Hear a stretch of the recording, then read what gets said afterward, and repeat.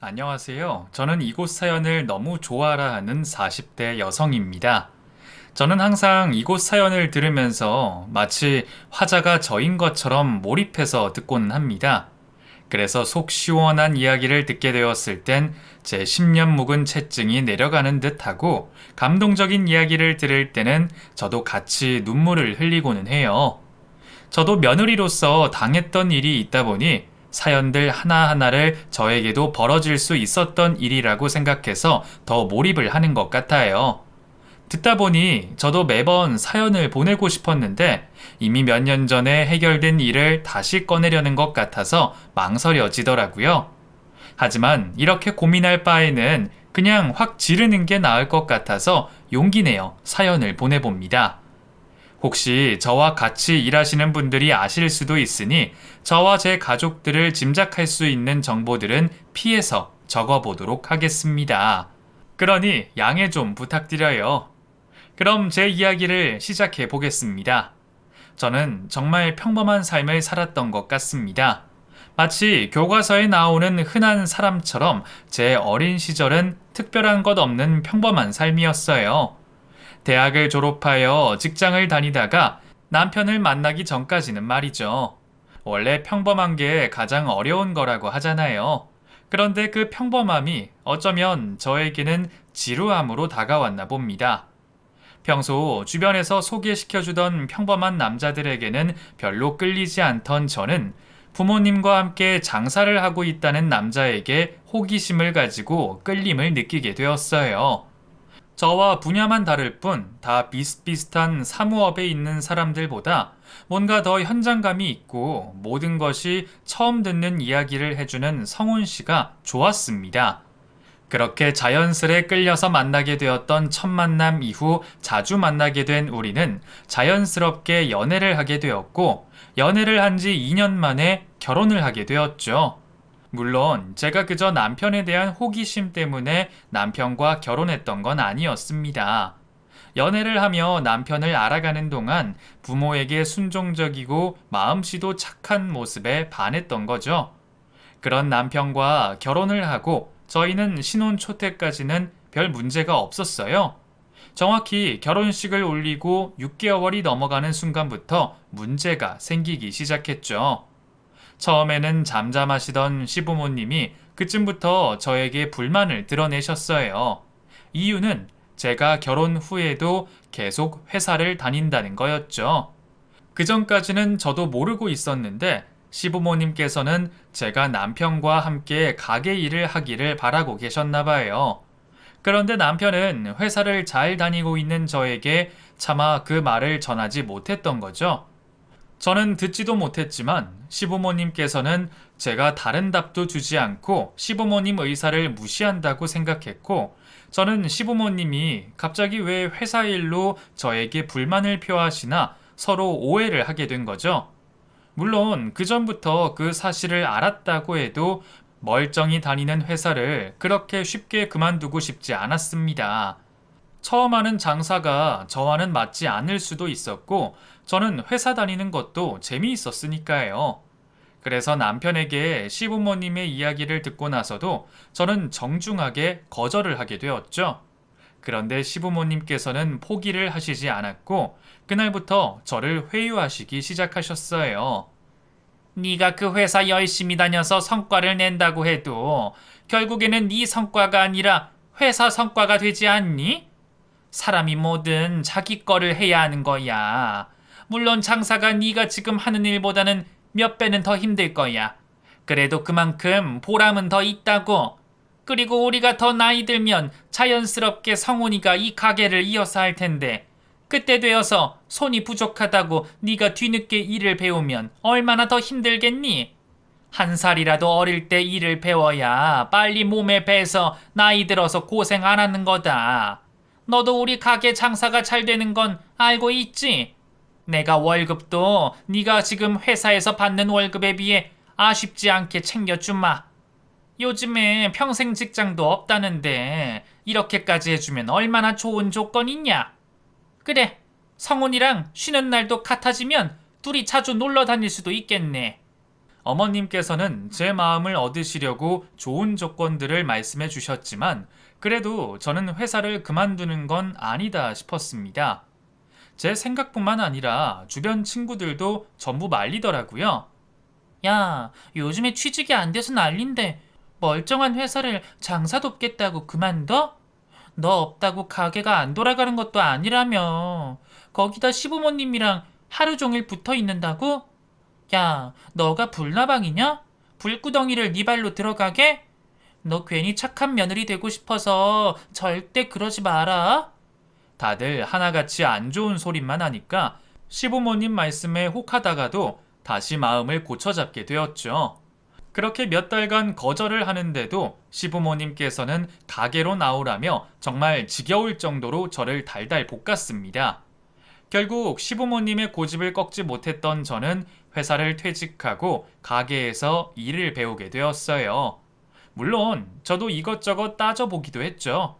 다른 것보다도 언젠가는 남편이 시부모님 뒤를 이어서 할 장사였기에 저도 먼저 일을 배워놓는 게 좋을 거라고 생각했습니다. 그렇게 시작하게 된 가게 일은 제가 생각한 것만큼 고되기는 했지만 못할 정도는 아니었어요. 거기다가 저 말고도 일하시는 분들이 여럿 계셔서 잡일은 하지 않아도 되었죠. 다행히 친구들이 걱정했던 시부모님과의 갈등도 없었고 그나마 조금씩 있는 불만들은 회사 때보다 좋은 벌이로 인해 다 용서가 되었습니다. 그런데 가게 일을 시작하고 몇 달이 지나고 나서야 아주 큰 문제가 있다는 걸 알게 되었어요. 앞에서 이야기했던 것처럼 가게에는 시부모님과 남편, 그리고 저를 제외하고도 일하시는 직원분들이 많았는데도 저희 부부가 제대로 쉴 수가 없었다는 거였어요. 저와 남편이 따로 쉬는 날이 있기는 했지만 그때마다 일부러인지 자꾸 가게 일을 물어보시고 가게로 나와서 식사를 하라고 하시니 쉬는 게 아니었습니다.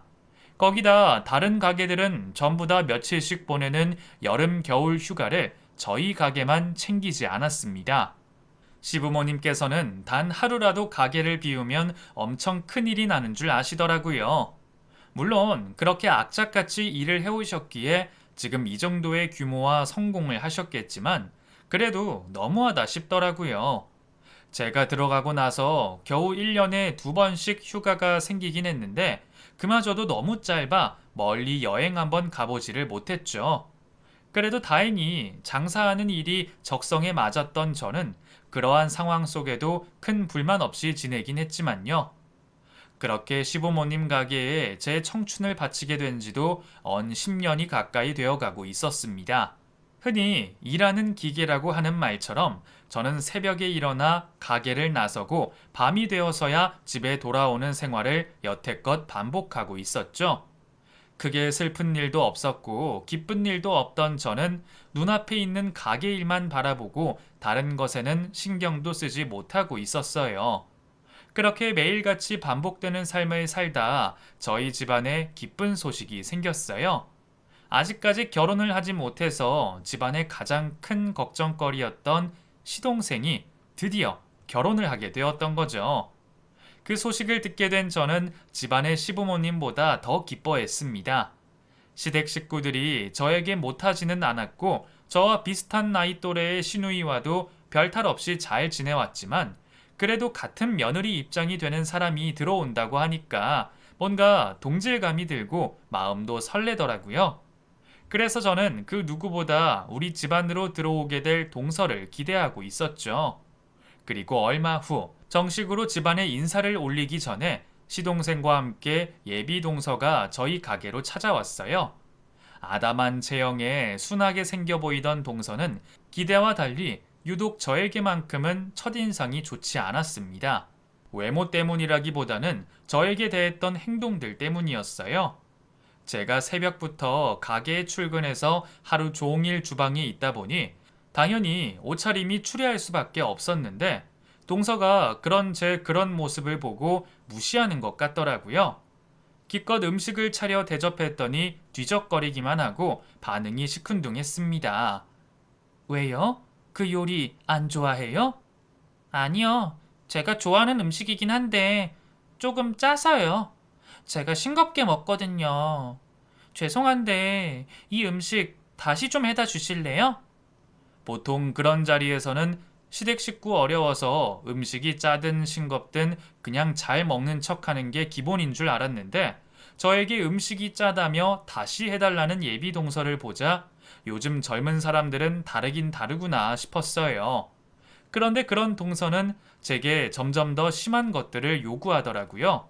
아니, 정확히 말하면 일을 시켰던 거죠.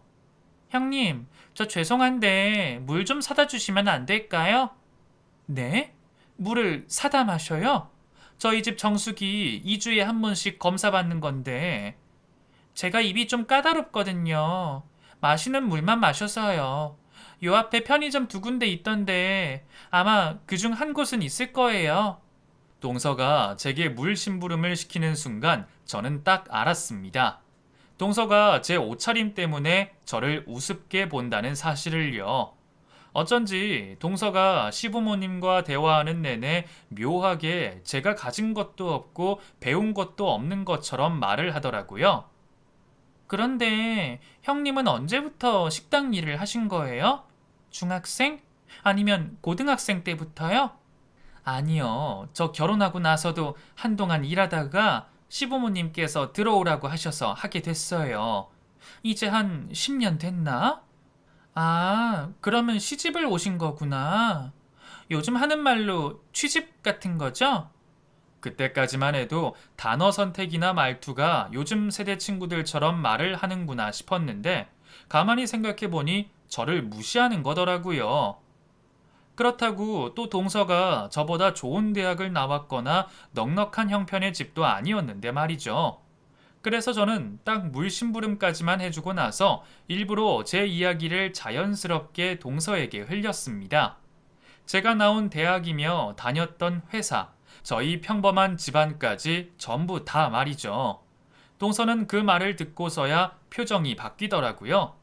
그런데 나머지 가족들은 그런 동서의 모습을 모두 몰라봤어요. 다들 싹싹하게 구는 동서에게 완전히 푹 빠져 있더라고요. 딱 한 명, 제 시누이를 제외하고는 말이죠. 서미야, 쟤 좀 불려시 타입인 것 같다. 그치? 시댁 사람들 처음 보는 자리니까 그렇겠죠. 아니야, 난 딱 감이 오네. 너랑은 정반대인 스타일이야. 내가 제일 싫어하는 스타일이기도 하고. 혹시 너한테 덤벼들기라도 하면 초장에 싹을 잘라야 한다. 네가 못할 것 같으면 나를 부르고. 알았지? 제 손윗사람인 형님은 이 집안에서 남편을 제외하고 저와 제일 말이 잘 통하는 사람이었습니다. 어떤 부분에서는 남편보다 더 이야기가 잘 통하기도 했죠. 저랑 성격도 비슷하고 서로 잘 챙겨주고 있어서 가장 가깝게 지내는 가족이었어요. 그런 형님이 저에게 동서가 어떤 식으로든 위험한 존재라고 알려주고 있었죠. 그런데 동서의 그런 개념 없는 행동은 거기서 끝나지 않았습니다. 시동생과 결혼 후에도 계속되었죠. 사실 결혼을 하긴 했지만 시동생네 형편이 그리 좋지는 않았어요. 그래서 저는 당연히 동서가 일을 하는 줄 알았습니다. 처음에 가족들에게 인사를 할 때도 분명 일을 하고 있다고 들었거든요. 근데 그런 동서가 하루 종일 집에 있거나 밖에 돌아다니는 사진을 SNS로 올리는 겁니다. 정 일자리가 구해지지 않으면 저희 시부모님 가게에 자리를 봐달라 부탁을 해도 될 텐데 몇 달을 그냥 놀고만 있더라고요. 그러다 온 집안 식구들이 모여 식사를 하는 날 동서에게 물어보게 되었죠. 동서, 요즘에도 계속 일하고 있는 거야? 혹시 일자리 구해지지 않아서 쉬고 있는 거면 내가 아버님, 어머님께 말씀드려서 여기서 일할 수 있게 해줄게. 네? 제가 식당에서 일을 해요? 저 주방일 못해요. 해본 적도 없고 하기도 싫고요. 근데 제가 왜 집에서 쉬고 있다고 생각하세요? 맨날 SNS 계정에 쉬고 있는 사진만 올라와서.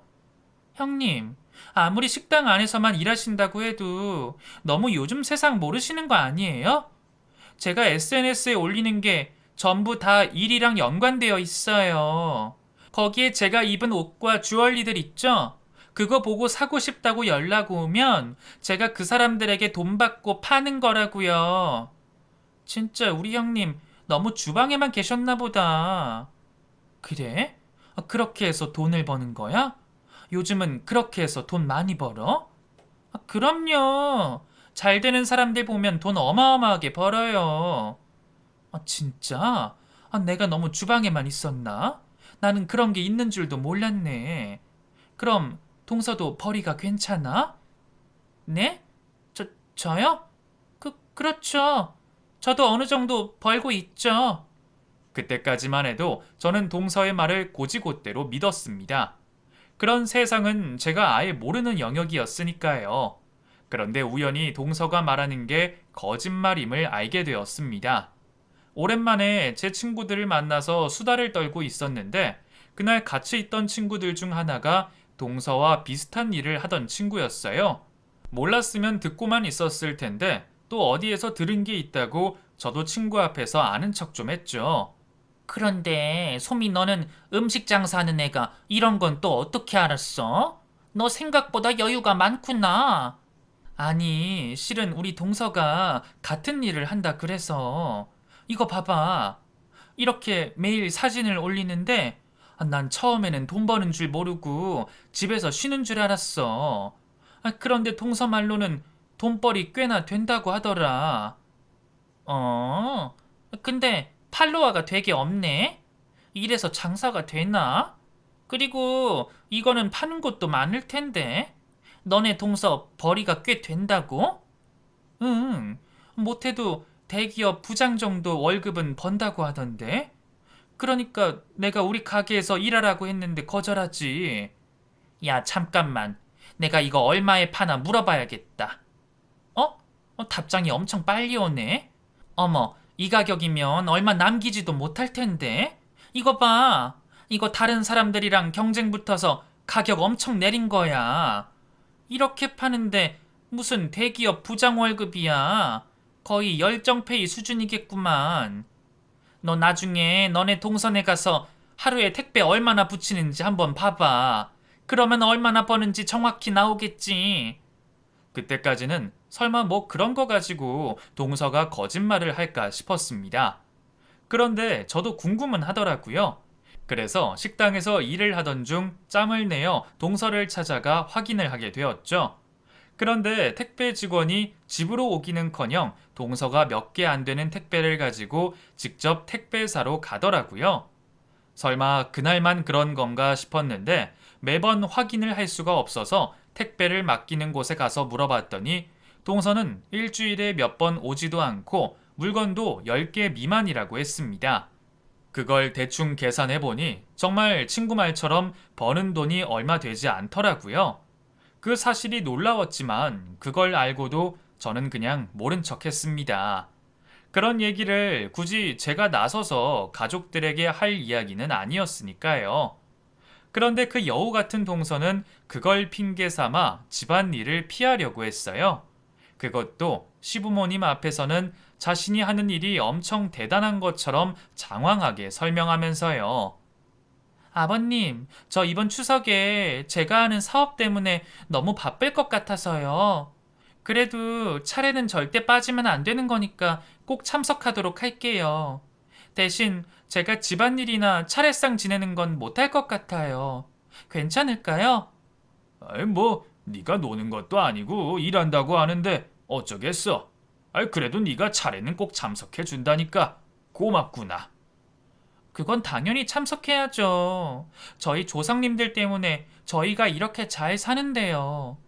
마음 같아서는 추석 내내 아버님과 어머님 곁에서 같이 있고 싶은데 상황이 그렇지 못해서 죄송해요.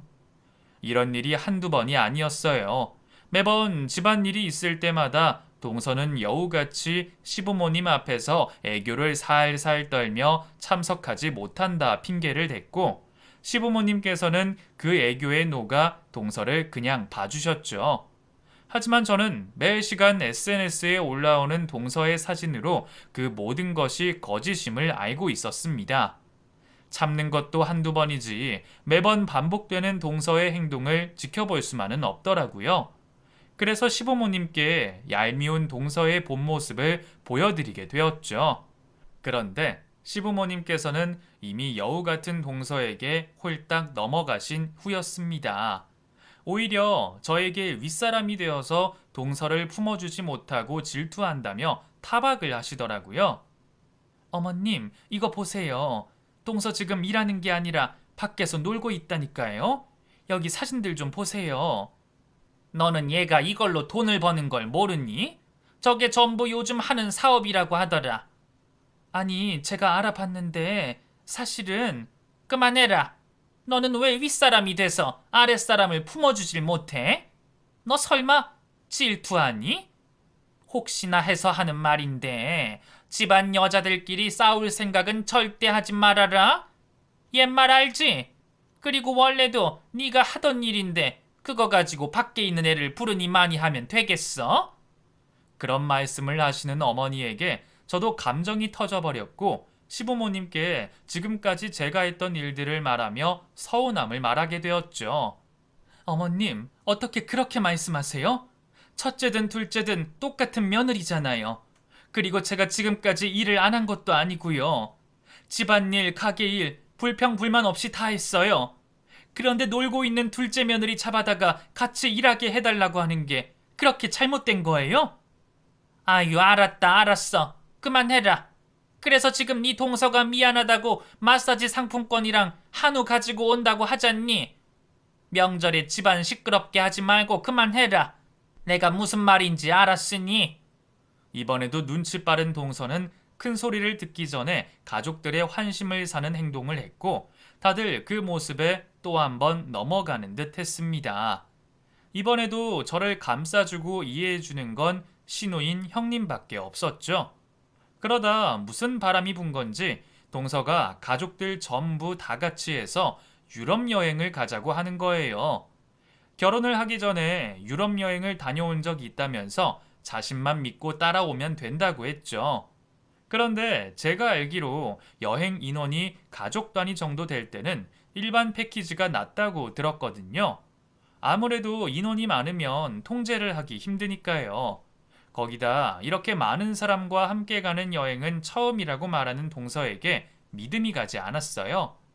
마음에 걸리는 것들은 이것 말고도 더 있었지만 그럼에도 불구하고 그 여행 저도 꼭 가고 싶더라고요. 사실 유럽 여행이 아니라고 해도 시부모님 가게 일을 하면서 제대로 된 여행을 간 적이 없어서 그냥 놀러 간다는 것 자체가 좋았어요.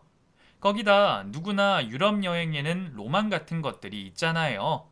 저 역시도 마찬가지였죠. 어머님, 여권 만들러 언제 가실 거예요? 오늘 안 가시면 제가 좀 다녀오려고 하는데. 응? 너는 왜 여권을 만드니?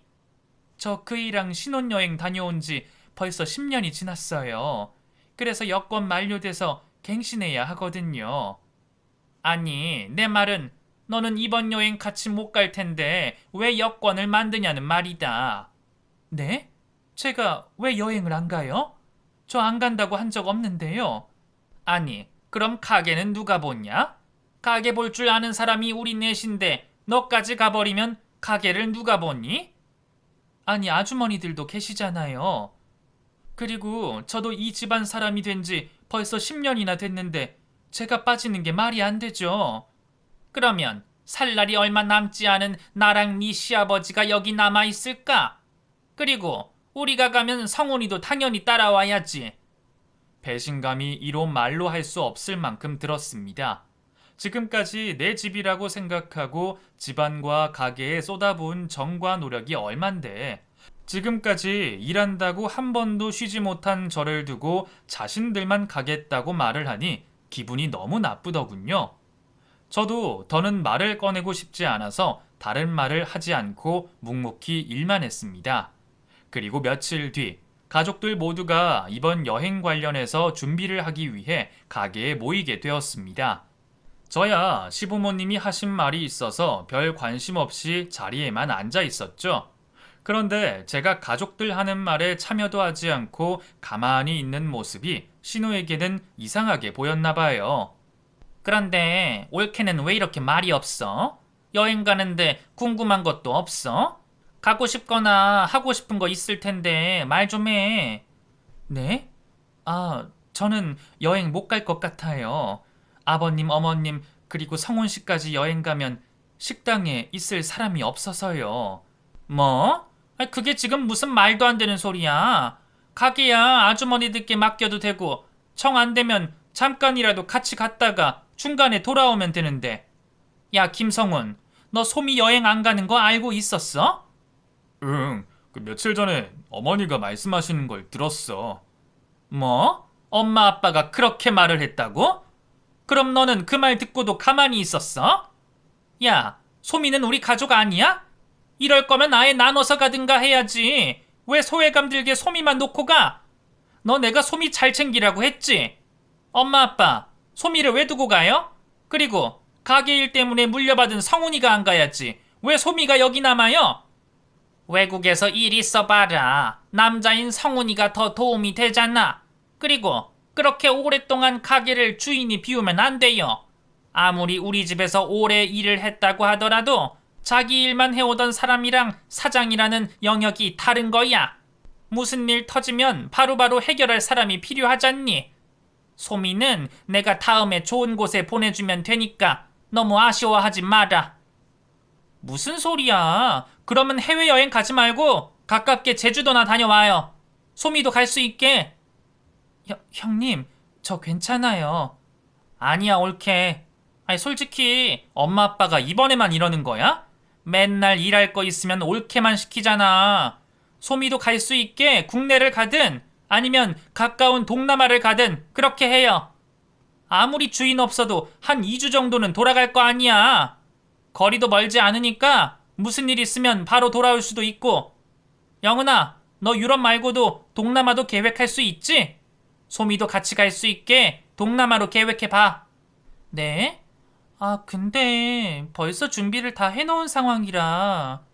성은아, 그만해라. 막내가 준비가 다 됐다고 하잖아. 지금 와서 그걸 또 어떻게 바꿔? 여행 가는 날이 얼마나 남았다고? 이번에만 우리끼리 다녀오고, 다음에 소미 데리고 더 좋은 곳으로 가자. 뭐야? 나 빼고 다들 지금 이 상황이 납득되는 거야? 진짜 너무하다. 다른 사람은 몰라도 소미한테 이러면 안 되지. 특히 너 김성훈. 너 끝나고 나 좀 보자. 소미 남편이라는 놈이 그걸 그냥 듣고만 있고. 이번에도 제 편을 들어주고 가족으로서 저를 데리고 가야 한다고 말해주는 사람은 남편도 아닌 형님이었습니다. 항상 형님에게는 감사한 마음뿐이었어요. 그런데 그 순간만큼은 아무런 말도 하지 않고 있는 가족들에 대한 분노만 느껴졌습니다. 어느 한 사람 형님 말에 동조하는 사람이 없더군요. 다들 집안일로 한 번씩은 저에게 도움을 받았는데 그깟 유럽 여행이 더 중요했나 봅니다. 이런 상황에 억지를 써서 여행을 가봤자 이미 오만정이 다 떨어진 상황이라 제대로 즐길 것 같지 않았습니다. 더러워서 제가 남는다고 쐐기를 박아버렸어요. 저 어차피 덩어리로 뭉쳐서 여행 다니는 거 싫어해요. 어디 끌려다니듯 다녀야 하잖아요. 그냥 가게에 있을게요. 가게에 있는 게 제 마음이 더 편하겠네요. 그러니까 제 말은 무슨 일이 있었어도 그깟 해외여행 안 가겠다는 말이에요. 이제 그만들 하세요. 제가 강한 어조로 불쾌함을 표시하자 가족들 모두 무안한지 다른 말은 하지 않더라고요. 저는 주방으로 들어가 가족들이 대화를 마칠 때까지 남은 일들을 마저 했습니다. 열불이 터지는 속을 달래려 설거지를 하고 있었는데 대화를 마친 동서가 제 곁으로 오더군요. 형님, 죄송해요. 저도 이런 일이 있을 거라고는 생각도 못했어요. 미리 알았더라면 가까운 곳으로 여행지를 잡는 건데. 나 괜찮으니까 동서 얼른 들어가 봐. 여행 계획하느라 바쁘다며. 다른 사람들 눈에는 모르겠지만 저는 동서가 저를 놀리려고 곁에 왔다는 걸 알았습니다. 그래서 볼일 다 봤으면 빨리 돌아가라는 듯이 말을 했죠. 역시 제가 고생하는 걸 알아주시는 분은 형님밖에 없어요. 같이 갔으면 정말 좋았을 텐데. 제가 다음에는 꼭 동남아나 동아시아 쪽으로 여행 계획 세울게요. 아, 아니구나. 형님 아까 사람 뭉쳐서 다니는 걸 싫어하신다고 했지? 그럼 제가 지금이라도 몇 군데 추천해 드릴게요. 동서, 내가 들어가라고 했지? 사람 기분 나쁜데 계속 눈앞에 얼쩡거리지 말고 조용히 가. 진짜 한마디만 더 말했다가는 시부모님께서도 동서 잡을 거니까. 아니나 다를까 동서는 한창 열받아 있는 저에게 또 까불더라고요. 마지막으로 경고를 하니 알아서 기어 자리를 피하긴 했지만 한번 끌어올랐던 제 화는 좀처럼 가라앉지를 않았습니다. 제 눈앞에 시부모님과 남편이 여행을 떠나기 전까지 말이죠. 그렇게 남편을 비롯해 시댁 가족들 모두 저를 빼놓은 채 유럽으로 여행을 떠났습니다. 그리고 혼자 남은 저는 집을 지키는 개마냥 가게에 남아 하루 온종일 일을 해야 했죠. 새벽에 일어나 문을 열고 음식 재료를 다듬다 보면 문득 제가 지금 뭐를 하고 있나 싶더라고요.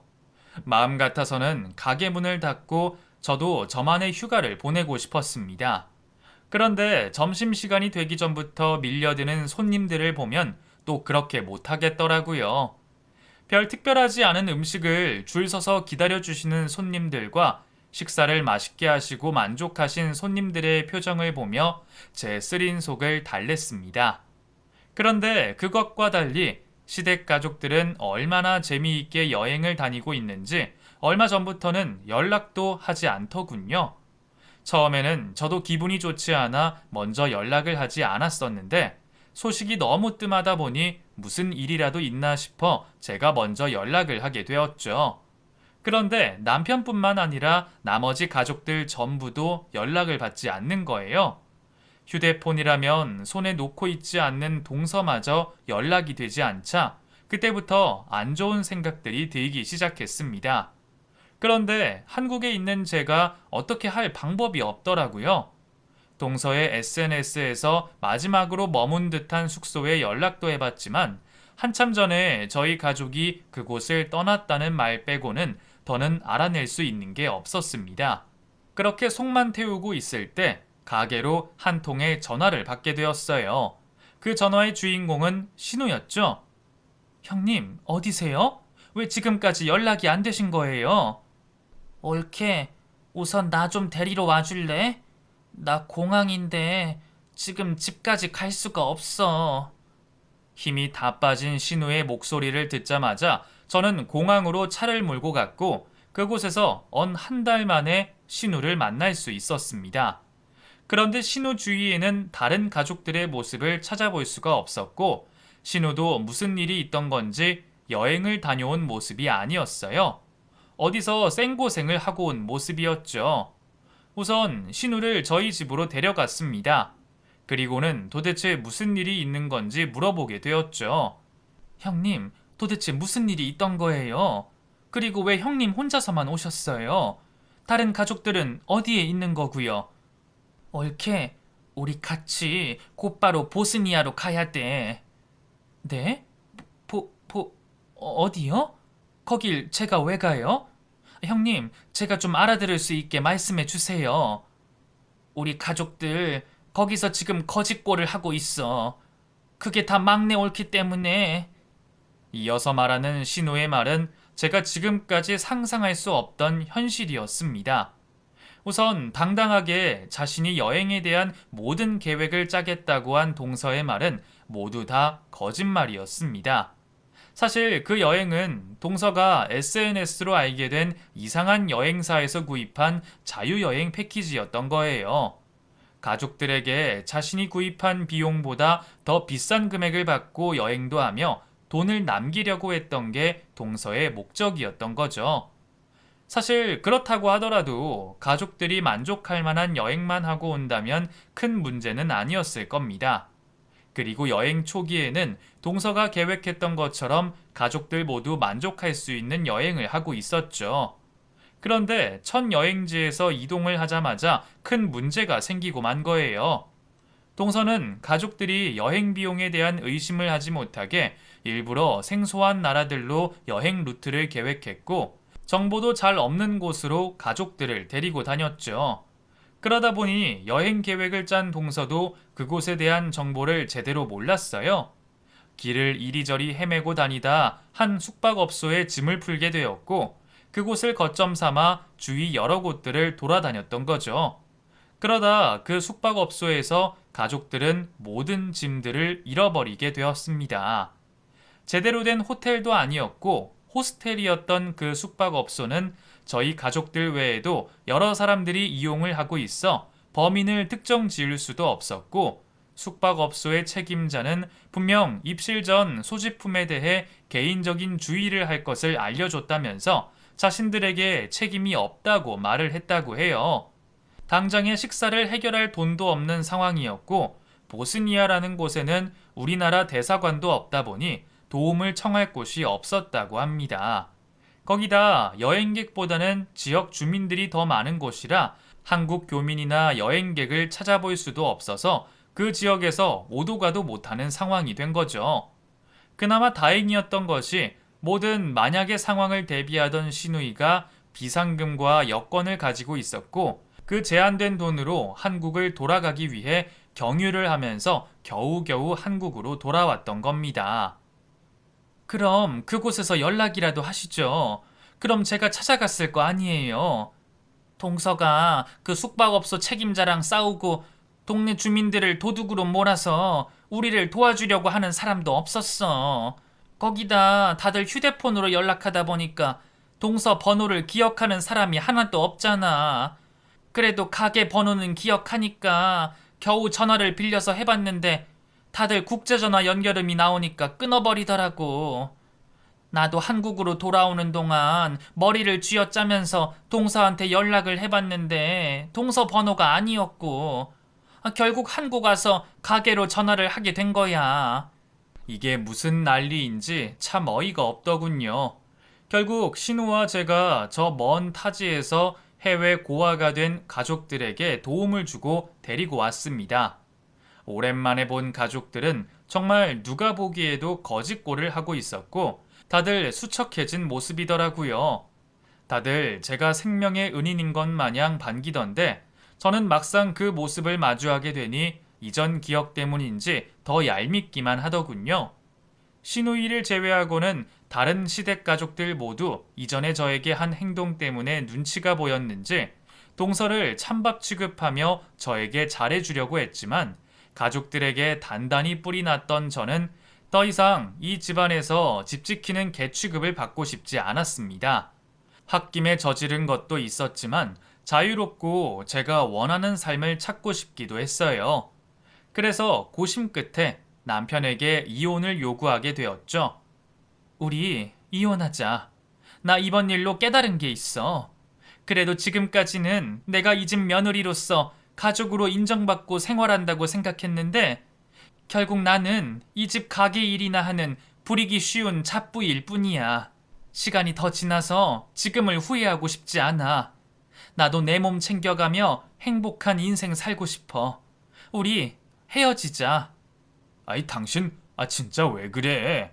저번 일은 나도 잘못했고 우리 부모님도 잘못했다고 말했잖아. 앞으로도 우리가 정말 잘할게. 그러니까 제발. 결혼할 때는 그런 말 안 했어? 시부모님께서 회사 그만두고 가게로 들어오라고 하셨을 때는 그때도 지금과 똑같았어. 만약 그때 지금과 같은 대우를 받는 줄 알아서 중간에 당신이랑 갈라섰더라면 최소한 내 10년이 지금처럼 고생만 가득하지 않았을 거라고. 그러니까 이제서라도 내 인생 찾아서 떠날 거야. 그날 이후 제가 남편에게 이혼을 요구한 것이 시부모님 귀에까지 들어가게 되었지만 저는 마음을 돌릴 생각이 없었어요. 너도 이제 우리 집사람인데 어딜 간다는 거냐? 성훈이 말 들어보니까 지금까지 우리가 너에게 서운하게 행동해서 많이 쌓인 것 같던데 앞으로는 네가 상처받는 일 없도록 하마. 그러니까 이번만 봐줘라. 말씀을 먼저 하셔서 제가 말하는 건데요. 지금까지 제가 얼마나 힘들었는지 아세요? 회사 그만두고 언 10년 동안 새벽에 일어나서 늦은 밤까지 일만 했어요. 그런데 언제 제대로 휴가 한번 저에게 주신 적 있으세요? 여차하면 쉬고 있는 저에게 전화하시고 또 갑자기 가게 바빠질 수도 있다면서 가게에서 멀리도 못 가게 하셨잖아요. 그뿐이에요. 동서 들어오고 나서는 더했죠. 일도 제대로 안 하는 동서는 핑계대고 놀러 다녀도 그저 애교 한 번, 선물 한 번이면 만사 오케이고, 저는 쇠가 빠지게 가게 일을 하면서도 집안일도 혼자 다 해야 하는 사람이었잖아요. 제가 동서가 뭐하고 다니는지 보여드렸죠? 제가 쉬지도 못하고 명절 음식하고 있을 때 동서는 여유롭게 밖에서 커피나 마시고 사진이나 찍고 있었다고요. 그래서 그렇게 믿고 의지한 동서에게 결국 어떤 일을 겪으셨는데요? 가족들에게 여행비나 덤탱이 씌우고 말도 안 통하는 곳에서 그 고생이나 겪으셨잖아요. 그렇게 하셔놓고는 이제 와서 제 눈치만 보시면 다 되는 거예요? 결국 달라진 건 하나도 없잖아요. 아이고 소미야, 우리가 잘못했다. 용서해라. 네가 그렇게 말하니까 우리가 얼마나 잘못했는지 이제 알겠다. 네 속이 얼마나 새카맣게 탔는지 이제야 알겠어. 우리가 정말 잘못했다. 그날부터 시부모님과 남편은 매일같이 저에게 잘못을 했다며 가장 중요하게 생각하던 가게 일도 내팽개치고 직접 찾아오셨어요. 그렇게 저에게 강경한 모습을 보이던 시부모님께서 그런 모습을 보이시니 이번에는 정말 믿어도 되는가 싶더라고요. 그래도 사람 일이라는 게 혹시 모르는 일이니 보험을 하나 들기로 했죠. 말뿐으로는 안 될 것 같아요. 지금이야 제 기분 맞춰주신다고 다 들어주겠다고 말씀하시지만 나중에 다른 소리 하실 수도 있잖아요. 따지고 보면 이전에도 마찬가지였고요. 그래서 각서 하나 써주세요. 거기에 제가 원하는 조건들을 적고 다 들어주신다고 하면 제가 조금은 안심이 될 것 같아요. 그래, 당연히 해주마. 네가 무슨 조건을 쓰든 내가 다 들어주겠다고 약속하마. 지금 당장 쓰도록 하자. 여러 가지를 작성하긴 했지만 결국 각서에 쓴 내용들은 모두 다 제 사생활 존중과 자유에 대한 보장이었어요. 당연히 휴무일도 있었고 휴가 내용들도 있었죠. 시부모님께서는 다른 소리 한 번 안 하시고 제 요구 조건을 모두 작성해 주셨고 그 일을 마무리로 소동을 끝내게 되었습니다. 그리고 해외에 돌아와서 쥐죽은 듯 있던 동서를 가게로 데리고 와서 가게에서 가장 처음부터 해야 하는 일부터 시키게 되었죠. 지난번 일로 모든 속내가 밝혀진 동서에게 편을 들어줄 사람은 없었고 시부모님과 시동생도 저에게 동서를 관리하는데 일임을 했거든요. 그래서 지금까지 편하게 놀고 먹고 지내던 동서를 제가 직접 가르치기로 한 거죠. 당연히 자기 잘못이 있어서 시간이 흐른 지금까지도 찍소리도 못하고 있어요. 가끔 예전 버릇 못 고치고 이상한 행동을 하려는 낌새가 보이기는 한데 그럴 때면 저와 시누이가 초장에 싹을 자르려고 아주 호되게 혼을 내고는 합니다. 아직 제대로 사람 되려면 한참 걸릴 듯한데 그래도 가게나 집안일을 도와줄 손 하나 더 늘어서 제가 과거보다는 편하게 지내고 있습니다. 그리고 이제는 저도 가게 일을 하면서 제가 해보고 싶었던 취미 생활도 하고 가족들과 이전부터 가보고 싶었던 여행지들도 돌아다니면서 마음 편하게 살고 있습니다. 어떻게 보면 굴러들어온 동서 때문에 뒤늦게라도 마음껏 즐기고 불만 없는 인생을 찾게 되었는지도 모르겠네요. 그럼 여러분들도 한 번뿐인 인생 일만 하지 마시고 잠깐이라도 교회 밖으로 돌아다니며 행복하게 지내시길 바라겠습니다. 들어주셔서 감사합니다.